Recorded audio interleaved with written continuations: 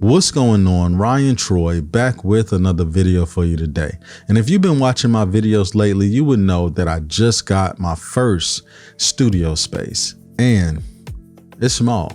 So the point of this video is a few things. One, maybe you have a small area that you shoot in.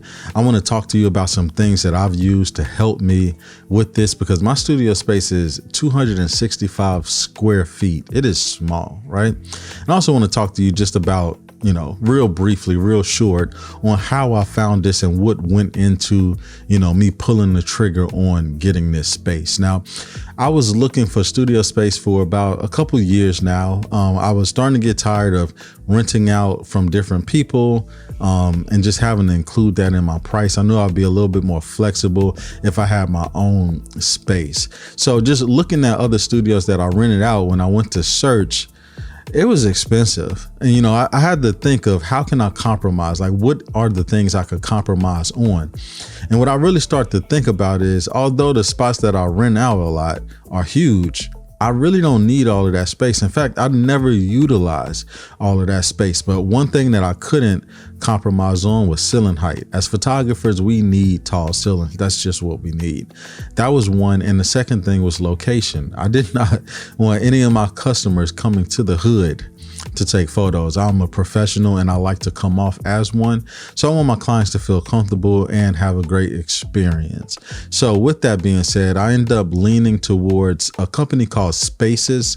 They are owned by IWG and their partner company is like Regus. Basically what they do is they sell office space. Yeah, office space. But I've been looking on YouTube and it's a couple people that I've noticed start shooting in, places like this. So I was like, all right, let me go ahead on. The best thing about it was the ceilings were high. It had a funky shape to it where it wasn't just a straight rectangle. It had curves. And I knew that I would have to work around that if I was to get this. Now, since they are partnered with Regus, I actually have access to all of the spaces in Regus and they are known or available worldwide. Could I go there and shoot? Probably not. But if I'm in a different city and just want to, meet or do anything like that, I can use that to be my office space, which is pretty cool. But enough about that. That's how I got the place. So let's talk about some of the things that I use in order to save me space in my studio. And the first thing will definitely be the backdrop system. Now, because I didn't have much space left and right, I didn't want to go and pull chains up and down on the side with not that much room. So what I did was I bought this Motorized backdrop setup. Now, not really familiar or remember the name, but I will have all of the stuff that I mentioned linked in the description. So feel free to check it out if I mention anything that you want, and you just need to know how to get it. So this was really important to me. It was able to hold 3 backdrops. I will say setting this up was a pain in the ass. It was horrible. And I did majority of it by myself. And I think I got it pretty straight and all that. So, hats off to me for that. But once again, it's 3 backdrops. You can use the remote to let it down and let it up. And what it does is essentially just stop you from having to go on that side and like walk real, like flat and pull the chains up and down. That's my first thing that I will recommend when working in a small space. And the thing about it is, although I mounted it to the wall, I have seen some people put this on like a super clamp and then mount it on 2 C-stands.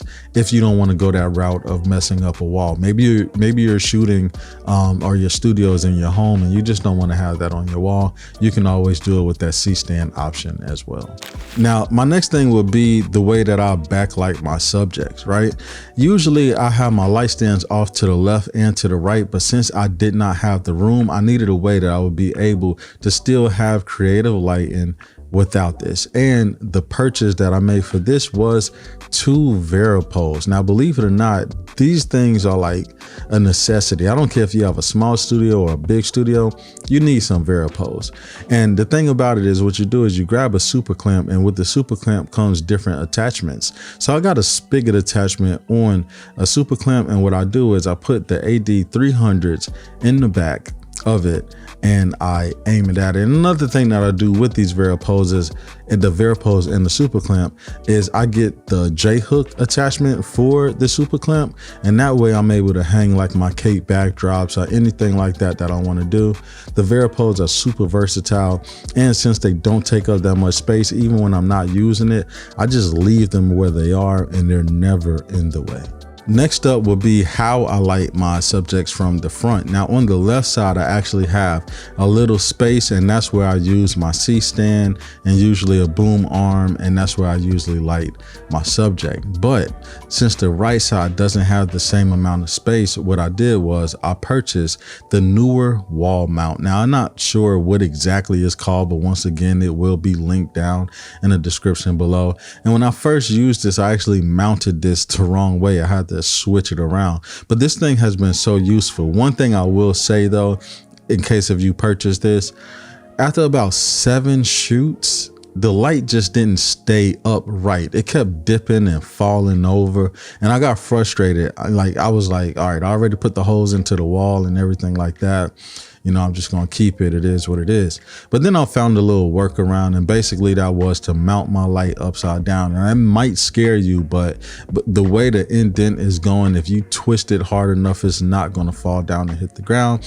And since it's already at the bottom, it won't rotate anymore. So what you'll do is just, you know, loosen your lever on your light to adjust it. The best thing about this wall mount is you can push it up, you can push it down, all the way up, and it extends out and goes in for the maximum coverage possible. So this wall mount is definitely something that I feel is a necessity for anybody with a small studio space. So after this will be my V-flat from V-flat World, and the people at V-flat was nice enough to send me out 2. I only brought 1 to my studio, and I thought that I would need 2, but I get away with using 1 a lot of the time. And the best thing about the V-flats from V-flat World is, although they are extremely tall, like taller than me, they fold down and you can just put them on the wall and they'll be out the way like it's nothing. V-flats are super helpful when it comes to bouncing light in small spaces like I have, and also cutting light when you use the black side, which in a small space as well, light can bounce all over the place.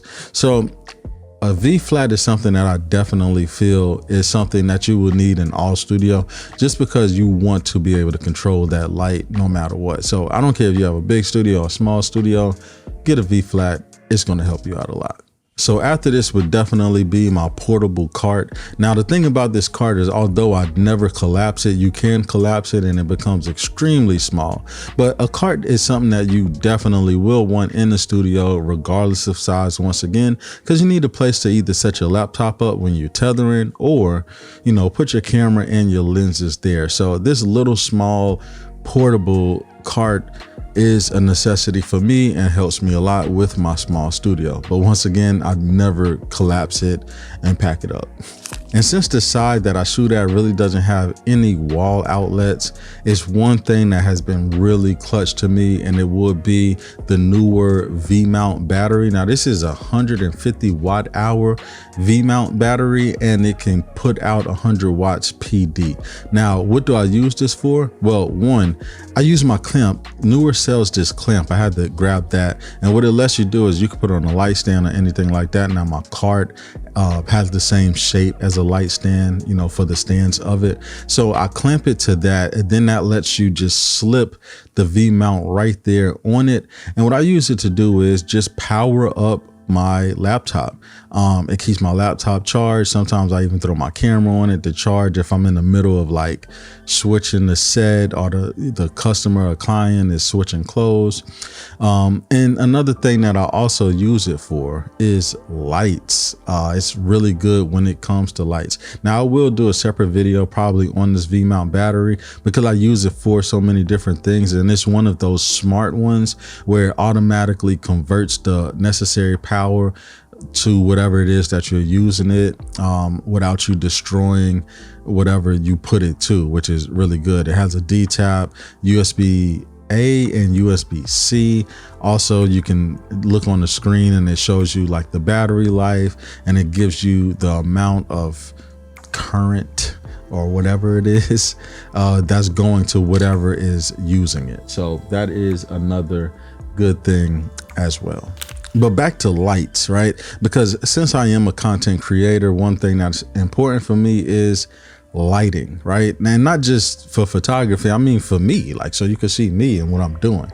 And for that, I really used the Colbor Wonder 100. They actually sent me this light a couple months ago. I'm still gonna make a video on that, but this has been the light that I use if I ever pan that camera around, you probably notice it. And it comes with these two attachments, or at least that's what they sent. Well, yeah, that's what they sent me. They sent me two attachments. One's a softbox and one's a lantern. And what I use most of the time is the lantern, just because I want to fill the room with light and not just the lights overhead, because you can't really control the temperature like you can on the bicolor light that they make. It's made out of plastic, is really, really, really solid. The fan is damn near unhearable, if that's a word. You can't hear it. You can't hear the fan. I can't hear the fan. So the fans, it's unnoticeable. You can't hear the fan, okay? That's what it comes down to. But it takes, and this is the interesting thing, it takes a mini Bowens mount. And the best thing about that, because I have one of those portable lights from Zhiyun, or however you say their name, but they have their own mount to it, which I don't like, because like when you have something like a mini Bowens mount, you have Ulanzi that makes mini Bowens mounts modifiers that you can just use on it. Like I'm all about that universal mount. Like, you know what I mean? Like make stuff that other people are going to take advantage of. That way I don't have to be sucked into just your ecosystem. And the last thing that I would mention about having a small studio space would definitely be my stepping stool, my stool ladder that I have. It folds down. This, I'm telling you, this folds down so thin. I just keep this to the side, right? Honorable mentions that I will say, because I'm with Spaces, they apply, or they give me certain furniture for free. I said apply, they apply furniture. They gave me some furniture that I could use for free, basically. And one is like a storage container with a lock, because let me not say all of that because I don't need y'all robbing me, but you know, with a lock, so you can go ahead, so I can go ahead on and feel safe knowing that none of you or anybody else are gonna rob me. I can lock it. You can't get in. But yeah, you know, that part, they gave me a nice little standing desk. I had a choice between like a regular desk and a standing one. I brought my own regular desk, but the standing one to me is good just because I like to just put my stuff up there and, you know, things like that. They gave me a little couch as well. It's really a chair, but 1.5 people could fit on this chair. It's pretty wide. I really like it. I have my stool that I use with the wheels on it, usually when I'm shooting. My cart sits kind of low, so the stool helps me be like at the same distance with my cart. And then also I'm kind of out of shape, a little big, got a little belly on me. And you know, the chair just makes it easier to shoot, basically. Props, I have 2 stools and a black chair for that. I'm trying to get some more. I got these storage boxes or storage containers that I got from Lowe's as well. But for the most part, that's about it. So when it comes to the reason why I got this studio space, I will be completely honest. It definitely came from my chat that I had with Jared Poland. You know, just letting me know, like, if I don't try it, how will I know if I would succeed or not? I just got tired of making excuses, and I think that interview that I did with him, and it's on my channel, but that interview that I did with him really motivated me to do a lot of different things with my YouTube channel and everything. I look at, you know, his videos, and at first I wanted to record my videos in my studio, but sound treatment there is horrible. And since I use it as like a photography studio and everything, it will look so ugly trying to treat it the proper way. But I've been trying, it just didn't work. So now I'm back here doing my talking heads. But like I said, Jared Poland definitely influenced me going out and doing it. And, you know, hopefully, I hope that this video can do the same thing for you guys, because I know how I was just, you know, tired of renting studio space, but just doing it because I felt like I couldn't. And this has probably been one of the best things I've done my whole photography career, is just go out and take that chance. And I'm telling you, the way that I'm able to just, change my prices for certain things, because you got to think about this, right? Paying for studio time for, somebody else. If a person is getting there late, I gotta go. They already got somebody booked to, come after that. But now if I don't have nobody else, I can charge them more, because they always ask things like, well, how much would it be if I got an extra 30 minutes or whatnot? And I had no control over that because I didn't own the studio. And now I do. Now, not only that, I can also do deals. I can do, let's say I have nothing booked for the weekend. All right, cool. $100 headshots. Come on. And, just make it something where you get like 3 headshots, whatever, however you decide to do your packaging. Basically what I'm saying is I have the ability now to be able to adjust prices based on certain things. If I want to do a week full of discounts, if I want to do mini sessions and space them out without worrying about, I have to, fill up all of these slots right here within this 3-hour period that I got. I don't have to do it like that. I can do it however I want. So, if you're thinking about that, or maybe you have a garage or anything like that, this is definitely your ultimate guide to what you can get to really take advantage of a really small space. So if you, like any of the stuff that you got from this, just leave a like on the video. And if you want more videos like this, feel free to subscribe. If you have any questions, just go ahead on and leave it in the comment section below. Till the next time, I'm Ryan Troy. Peace.